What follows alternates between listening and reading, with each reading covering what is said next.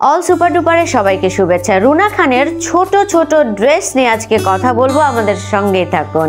রুনা খান বলেছেন তিনি আসলে ছোট ড্রেস কিংবা অশালীন কোনো ড্রেসই পরেন না, তিনি সবসময় সোবার এবং পরিমার্জিত ড্রেসই পরেন, কিন্তু যারা ক্যামেরাম্যান আছে তারা নাকি তাদের যে অ্যাঙ্গেলগুলো যখন তারা শ্যুট করে, ফটোশ্যুট করে, তখন নাকি তাদের অ্যাঙ্গেলগুলোই এমন থাকে যার কারণে তাকে অতটা অশ্লীল দেখা যায়। আসলে তিনি অতটা অশ্লীল বা ওরকম কোনো ড্রেস পরেন না, এরকমই মন্তব্য করেছেন রুনা খান।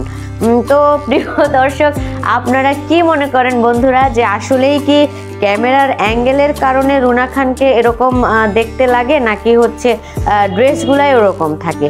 তবে এটা বলতেই হয়, রুনা খান তার নিজেকে পরিবর্তন করেছেন এবং এটা কিন্তু পজিটিভ একটা দিক, যে তিনি যেরকম ফ্যাট ছিলেন বা নিজেকে যেভাবে একবারে অগোছালো একটা মানুষ, সেখান থেকে নিজেকে এত স্মার্ট করেছেন, নিজেকে একেবারে দুর্দান্ত রকমের ফিট হয়ে তিনি ক্যামেরার সামনে এসেছেন। যদিও এর আগে তাকে নিয়ে ভাইরাল, মানে সব কিছু নিয়ে তার ড্রেস আপ নিয়ে, তার বন্ধুত্ব নিয়ে, তার কথাবার্তা নিয়ে তিনি কিছুদিন আগে মেহজাবিনের একটি অনুষ্ঠানে গেছেন, সেখানেও তার এক বন্ধুর সাথে দেখা হয়েছে এবং কোলাকুলিটা এমন বেশি মানের অন্তরঙ্গ ছিল, যেটা অনেকের কাছে দৃষ্টিকটু হয়েছে এবং সেটা নিয়েও সেই ভিডিওটাও অনেক ভাইরাল হয়েছে, যে তার হাজবেন্ড কি দেখে না, সে এইভাবে মানে অনেকদিন পর একটা বন্ধুর সাথে দেখা হলে এভাবে কেউ মানে কোলাকুলি করে একেবারে মানে যাতা অবস্থা।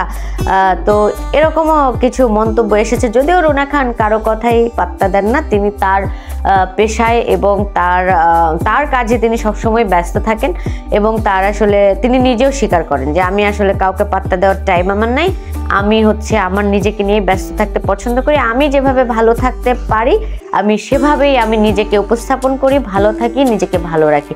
সুতরাং আমার কাউকে কি বললো না বললে এসব দেখার কিছু নাই। তো যাই হোক প্রিয় দর্শক, আপনারা কি মনে করেন আমাদেরকে জানিয়ে দিন এবং রুনা খান ফিট থাকুক, ভালো থাকুক, সুস্থ থাকুক সেই প্রত্যাশাই করি, কারণ তিনি একজন দুর্দান্ত অভিনেত্রী, তার অভিনয় দক্ষতা কিন্তু অসাধারণ।